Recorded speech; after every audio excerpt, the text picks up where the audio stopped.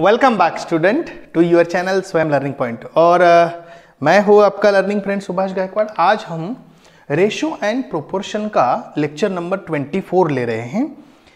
23 तक हमने बहुत सारे क्वेश्चंस किए हैं। हर एक प्रैक्टिस सेट का हर एक क्वेश्चन को मैंने एड्रेस किया है, एक्सप्लेन किया है। वो वीडियोस यदि आपने नहीं देखे होंगे तो just go on play list and watch them. Okay, और आगे चलते हैं। यहाँ प्रैक्टिस सेट 4.4 चालू है हमारा, और यहाँ मैं ले रहा हूँ fourth example of practice set 4.4। तो आपको ये पता है कि हम क्या देख रहे हैं, थियरम ऑफ इक्वल रेशो। यानी क्या है कि रेशो इक्वल है तो उसको हम ऐड कर सकते हैं, सब्ट्रैक्ट कर सकते हैं, जैसी मर्जी वैसे कर सकते हैं। लेकिन मर्जी किसके ऊपर डिपेंड है कि हमें क्या फाइंड आउट करना है, उसके ऊपर डिपेंड है। तो let's have a look here what the example is. If y plus z upon a is equal to z plus x upon b is equal to x plus y upon c, then show that x upon b plus c minus a is equal to y upon c plus a minus b is equal to z upon a plus b minus c। बस मैंने तो read किया, लेकिन आपको समझ में आ गया होगा थोड़ा सा। यदि नहीं आया है तो कोई बात नहीं है, मैं आपको समझाता हूँ। देखिए करना क्या है। यहाँ सबसे बड़ी दिक्कत यह है कि हमें इतना ही दिया है और इतना सारा निकालना है। तो पहले आपको पता होना चाहिए कि ये सब is equal to K consider कर लेते हैं जितना दिया हुआ है। y plus Z divided by a is equal to z plus X divided by b is equal to x plus y divided by c is equal to k।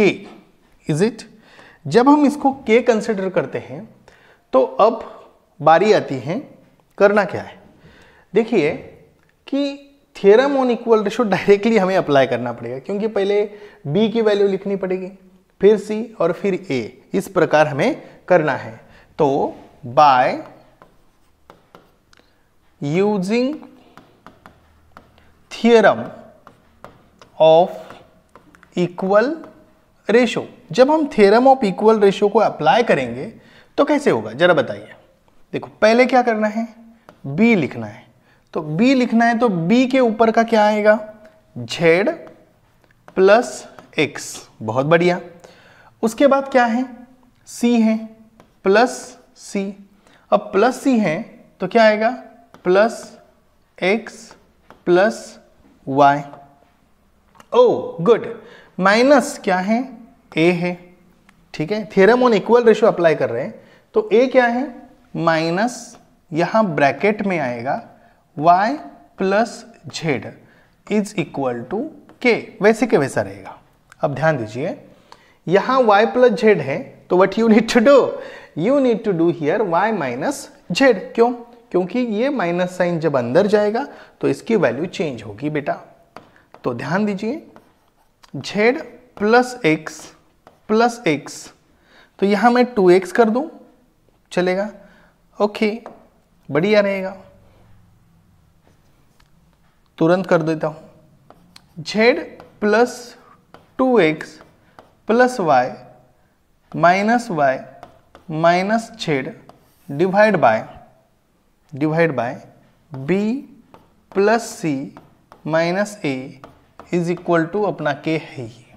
अब यहाँ क्या क्या पॉसिबिलिटी है आपको समझ आ रहा है। z कैंसिल होगा, y कैंसिल होगा, तो हमारे पास 2x divided by b plus c minus a is equal to k। This is what the first one. अब एक आ गया, same we have to find out the second one and third one, and you will get the is equal to, मतलब from 1 2 and 3 you can solve easily. Are you getting बेटा? बहुत बढ़िया। तो यहां मैं क्या कर रहा हूं, इसको थोड़ा छोटा करता हूं। छोटा इसलिए करता हूं ताकि थोड़ा सा समझने के लिए आसान जाए और जगह मिले। हमें ज़्यादा जगह मिलेगी तो हम ज़्यादा सॉल्व कर पाएंगे। ये हो गया 1 नंबर का। अब दूसरा क्या करना है, सेम अगेन या सिमिलरली, हम यहां लिख सकते हैं सिमिलरली। आपको क्या करना है बेटा, इसके नीचे ही लिखना है, ध्यान देना। अब यहां क्या करना है, c प्लस a, ये नीचे वाला लिख लेते हैं, c plus a minus b, ऐसा है, इज इट ओके। ये क्योंकि हमें ये फाइंड आउट करना है, ये y, तो इसके लिए यही चाहिए हमें। इसको थोड़ा एक्सटेंड करते हैं और फटाफट लिखते हैं। अब देखिए c क्या है, x प्लस वाई, प्लस दूसरा क्या है, a है, ये क्या है, y प्लस z, फिर उसके बाद क्या है, माइनस b है, तो b क्या है, in bracket z plus x is equal to क्या है, k है। ओके, ये थोड़ा बड़ा हो रहा है तो इसको मैं थोड़ा छोटा कर देता हूँ और इसको निकाल के यहाँ मैं k लिखता हूँ, इज इट गुड। अब इसको जरा सॉल्व करते हैं। देयरफॉर x प्लस ये y क्या होगा, 2y plus z minus x divide by c plus a minus p is equal to k। अब आपको समझ में आ रहा होगा कि यहाँ x कैंसिल होगा, यहाँ z कैंसिल होगा, जो बचेगा वो लिखा जाएगा 2y divided by c plus a minus p is equal to k। This is what second one. अब इसको भी छोटा करते हैं और प्यार से लिखते हैं, ठीक है। इसको मैं यहां लिखूं, चलेगा? क्यों सर, हमें यहां लिख के दे दो ना, ये दोनों भी ऐसे जो है ना, इसको ओके, इसको मैं यहां लिख के देता हूं। कुछ लोग ऐसे करेंगे, इस प्रकार करेंगे, आज ये थोड़ा सा अलग हो गया आज के लिए। ओके, तो ये हो गया स्टेप 1, स्टेप 2। अब स्टेप 3 क्या करेंगे? स्टेप 3 अगेन मैं अभी ध्यान देना, this is a first step, this is a second step. अब I am taking here the third step, that's great. Okay, तो करना क्या है, ये फर्स्ट स्टेप है, ये सेकंड स्टेप है, अब मैं थर्ड स्टेप ले रहा हूं और यहां मुझे a प्लस बी माइनस सी, और ऐसे करते हैं, यहां k लेते हैं। अब यहां क्या करना है, a की वैल्यू क्या है, यहां से उठानी है, यहां समझ लेना y प्लस z। यदि आपके मन में कुछ ऐसे सवाल हो, सर ऐसा क्यों करना है, why we need to do this, ये क्वेश्चन होगा आपके दिमाग में, तो बच्चे लोग समझिए क्या करना है, हमें यहां तक पहुंचना है और हमें ये दिया हुआ है तो हमें इसको इस प्रकार अरेंज करना है कि ये डिनोमिनेटर जो है वो वैसा है। सर ये सीख के करेंगे क्या, ये भी सवाल होता है कभी कभी किसी के माइंड में। एक बात बताऊं, जब हम ये अरेंजमेंट करते हैं तो ब्रेन जो है ना, वो ब्रेन ये सोचता है कि भाई ऐसा होगा और ये दिया होगा तो यहां से ऐसा बना सकते हैं, और यही सीख सीख के हम जब आगे जाते हैं तो हमारा ब्रेन जो चीजें हमारे पास होती है उससे कुछ नई चीजें बनाते हैं।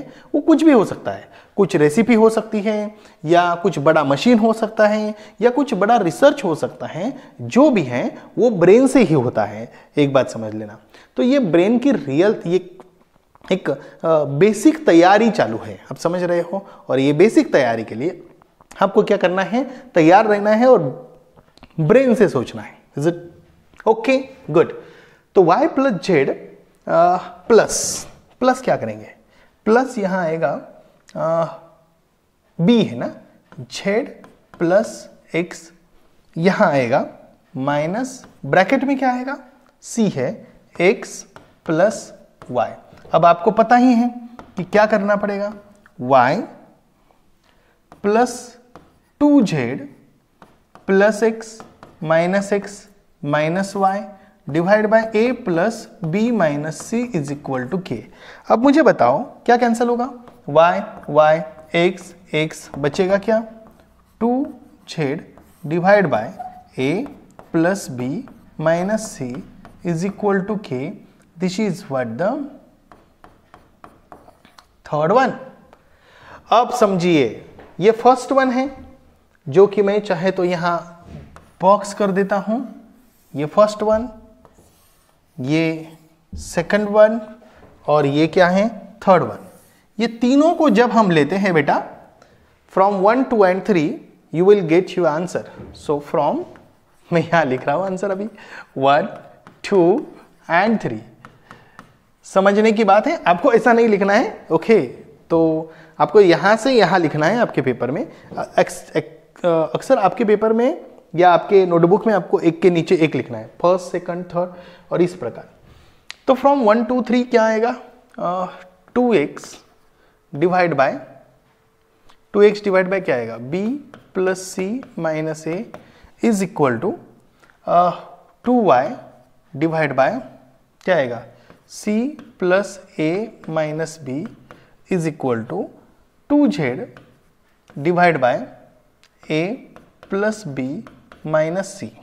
जब आप यहां लिखोगे 2z तो डिवाइड बाय 2 करोगे तो या मल्टीप्लाइंग बाय हाफ करोगे तो यहां हम लिखेंगे multiplying by half on both sides. जब ऐसा करोगे तो x upon b plus C minus A is equal to y upon c plus a minus b is equal to z upon a plus b minus c।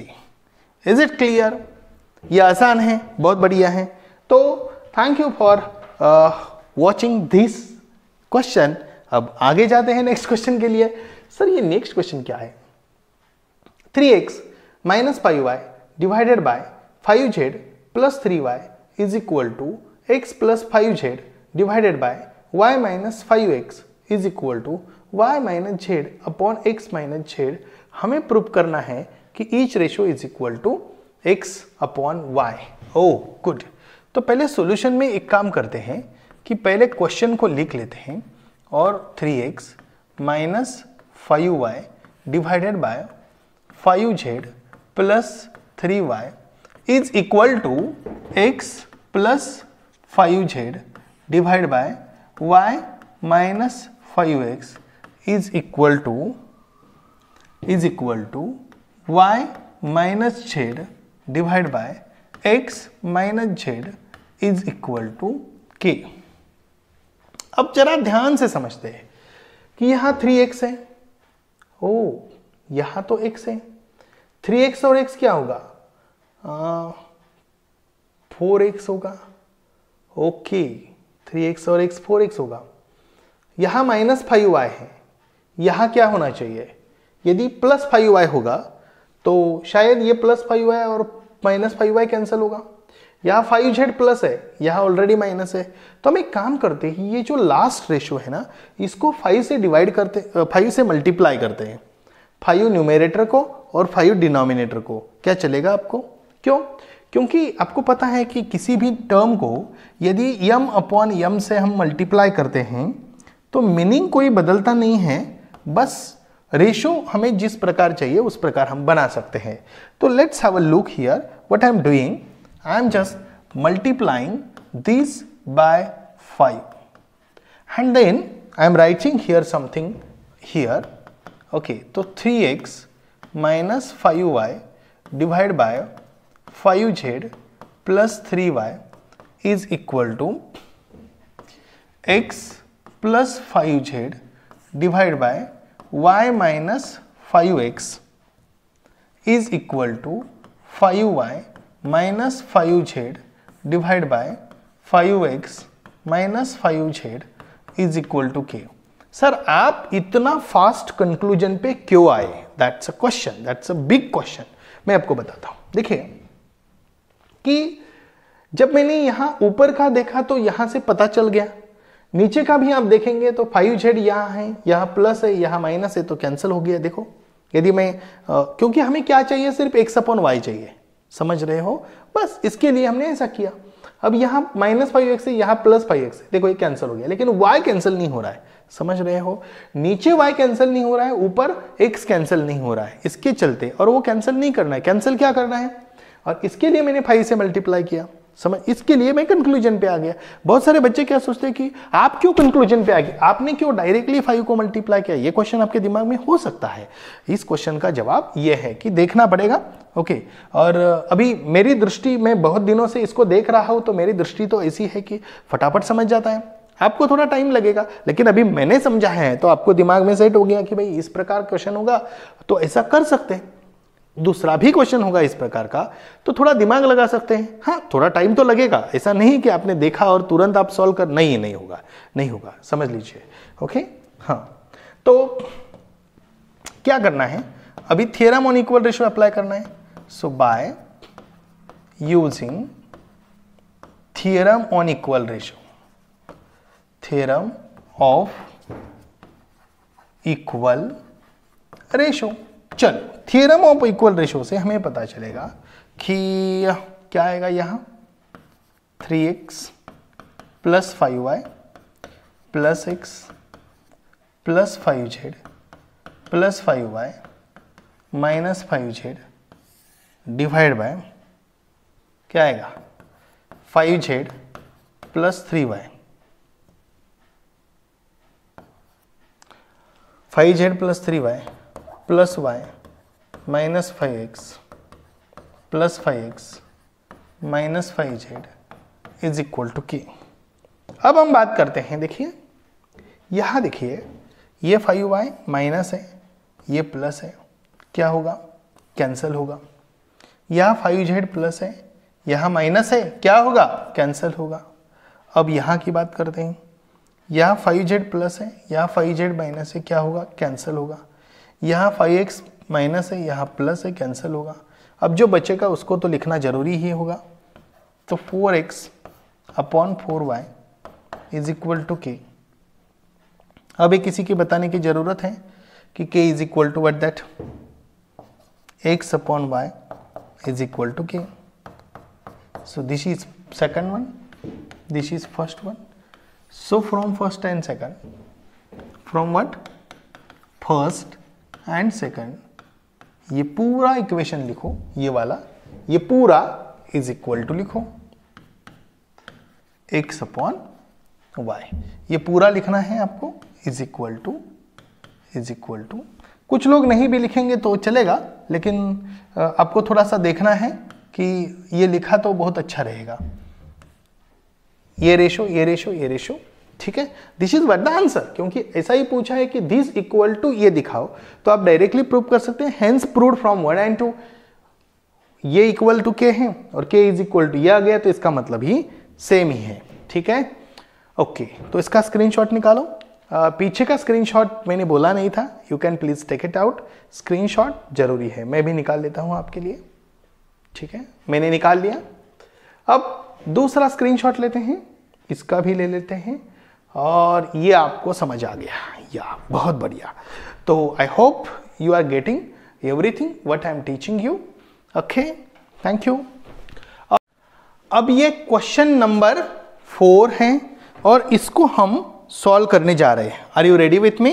चलो तो फटाफट देखते हैं how to solve this example. तो यहां मैं solution लिख रहा हूं और आपको करना क्या है कि ये पहले क्वेश्चन लिखना है। 16x² minus 20x plus 9 divided by 8x² plus 12x plus 21 is equal to what, that 4x minus 5 divide by 2x plus 3 is equal to, हम क्या करेंगे, k कंसिडर करेंगे। अब हमें ये देखना है कि we have to solve this equation। so कैसे सॉल्व करें, ये सबसे इंपॉर्टेंट बात है। बहुत बच्चे के दिमाग में जब ये क्वेश्चन सामने होता है तो इसको क्या करें, तो कुछ भी दिमाग में सेट नहीं होता है, तो उसकी प्रोसीजर क्या है और ऐसा कैसे पहचाने कि ये एग्जाम्पल वही है जो अब मैं बता रहा हूं। क्योंकि एग्जाम में तो कुछ अलग होता है, एग्जाम में हमारे पास वो सब कैरी करना होता है जितनी इंफॉर्मेशन हमें लेके जानी है वहां।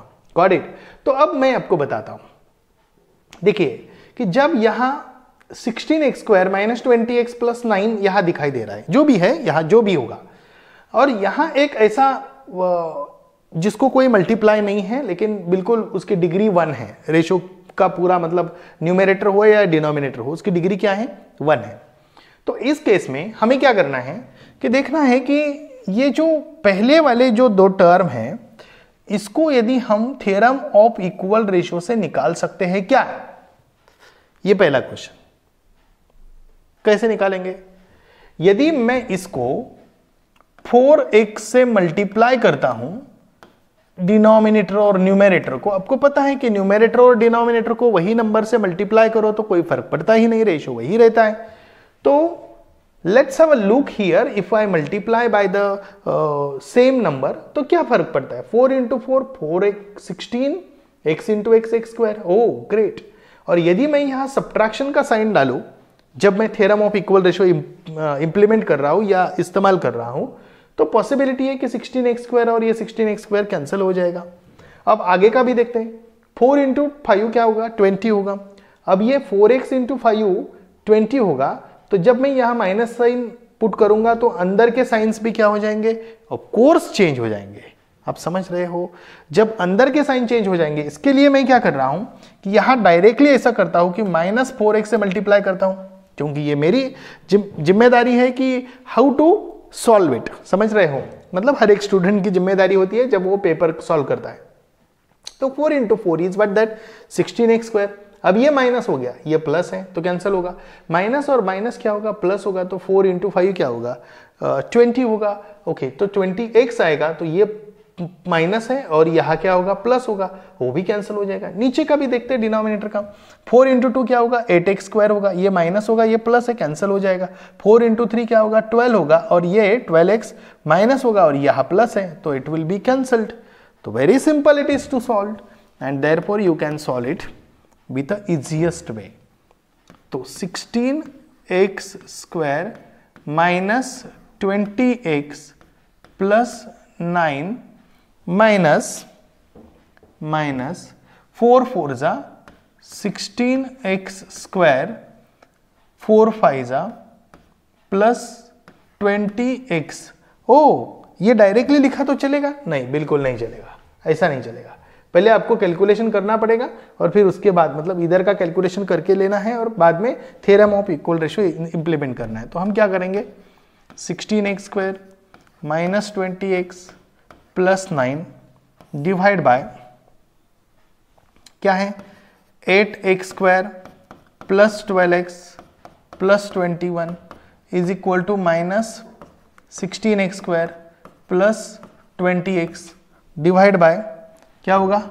Minus 8x square minus 12x is equal to k। अब कैलकुलेशन होगा, 4 2 जा 8, 4 3 जा 12।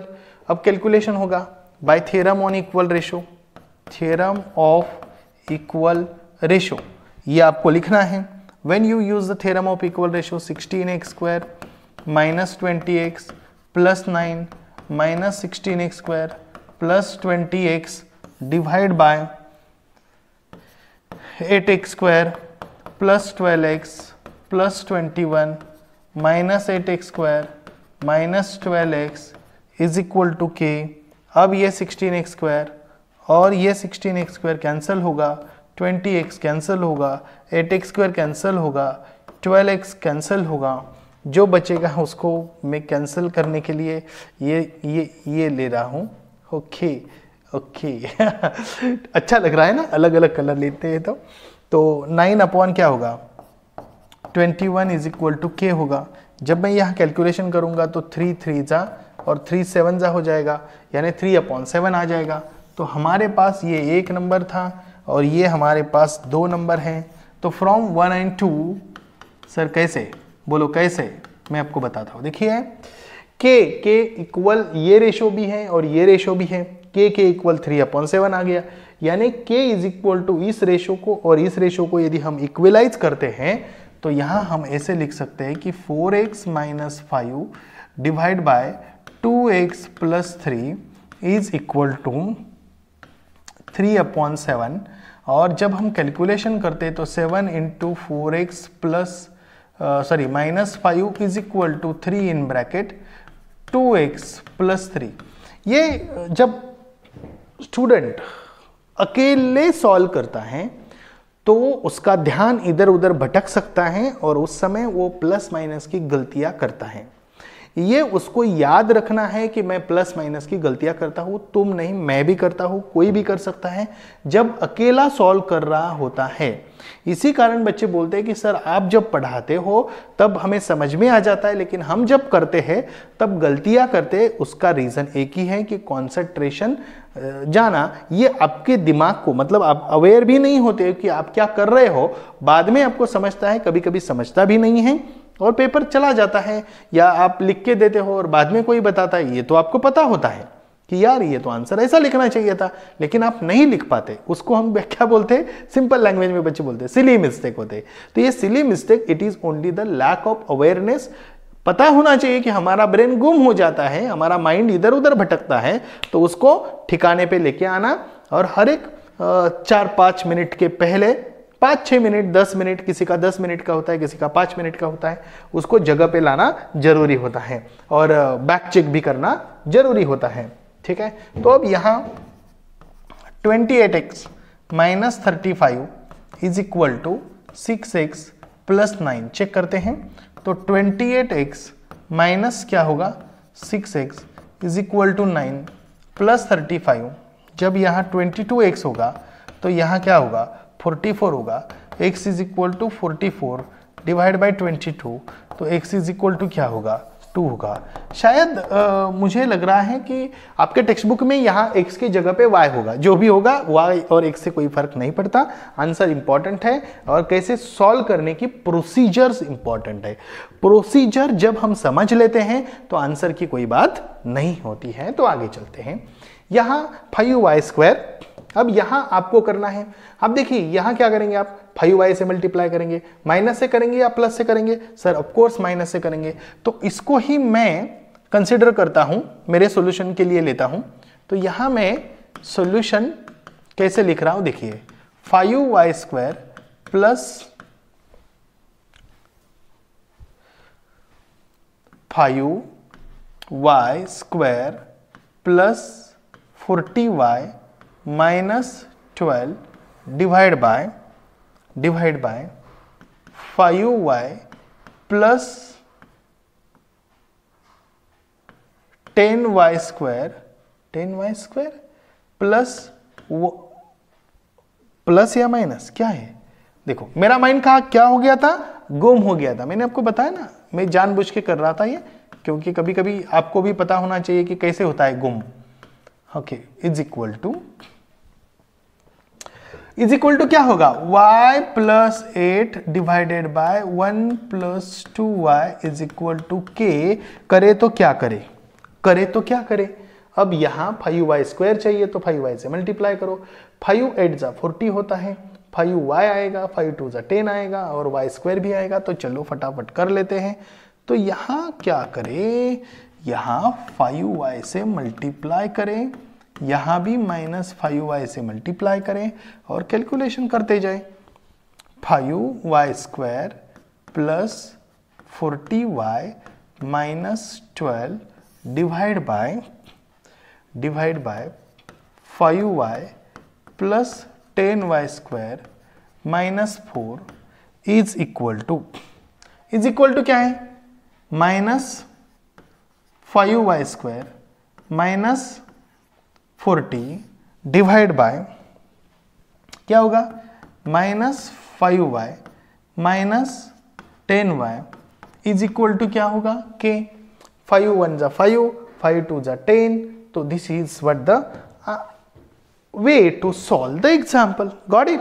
ओके, तो अब क्या करेंगे, by theorem on equal ratio, by theorem of equal ratio. जब थ्योरम ऑफ इक्वल रेशो का इस्तेमाल होगा तो 5y² plus 40y minus 12 minus 5y² minus 40 divide by 5y क्या होगा 5y plus 10y² minus 4y minus 5y minus 10y is equal to K.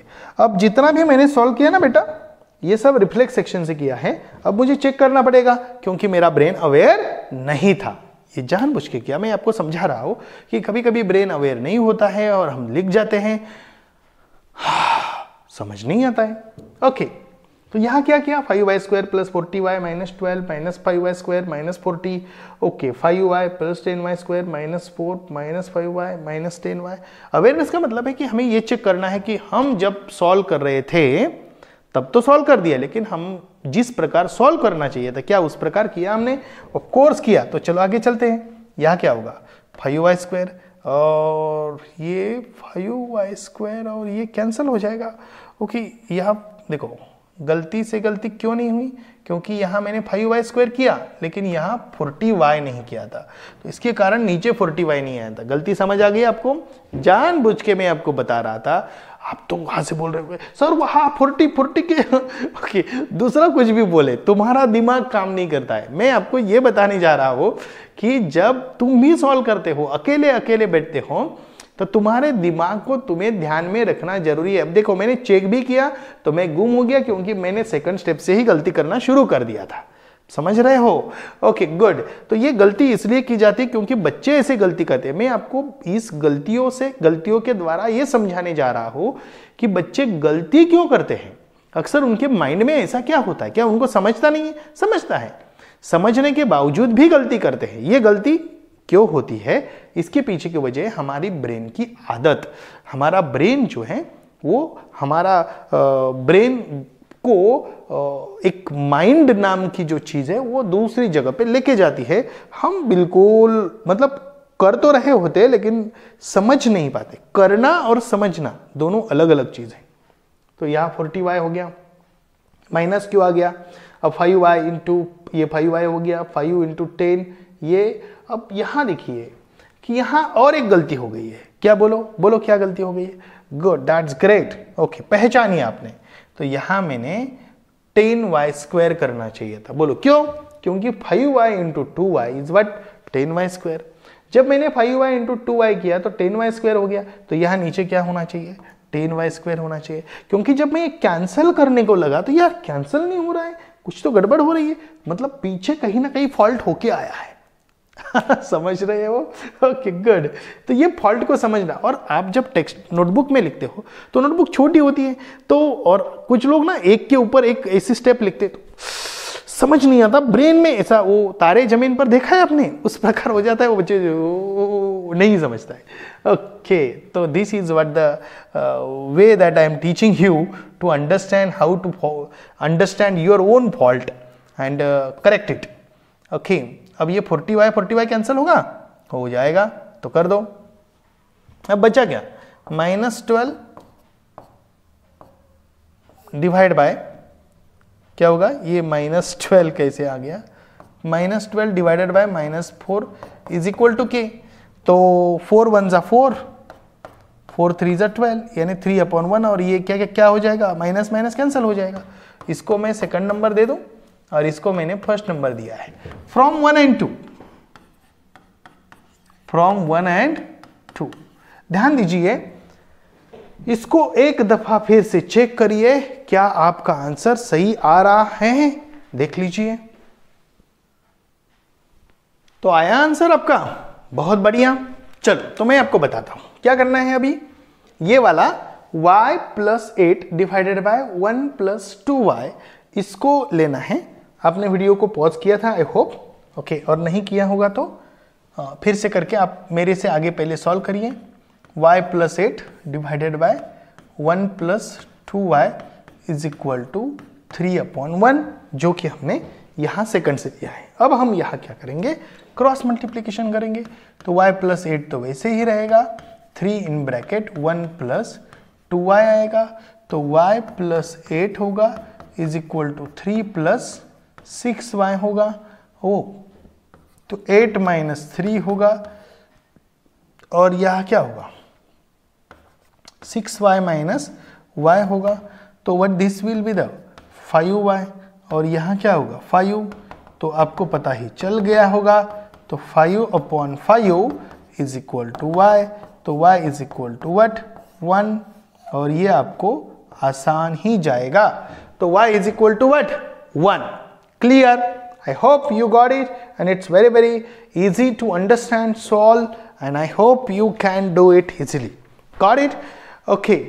तो यहाँ तक हम रुकते हैं बेटा, लेकिन आपको करना क्या है? आपको करना है कि हर एक वीडियो को अच्छी तरीके से देखना है और अच्छा लगे तो सब्सक्राइब करना है। यदि आप नए हो चैनल पे, आपके दोस्तों को बताना है कि क्योंकि उनको भी शायद ज़रूरत होगी, और लाइक बटन फटाफट से दबा दीजिए। So thank you for watching this beautiful extraordinary awesome video. Bye.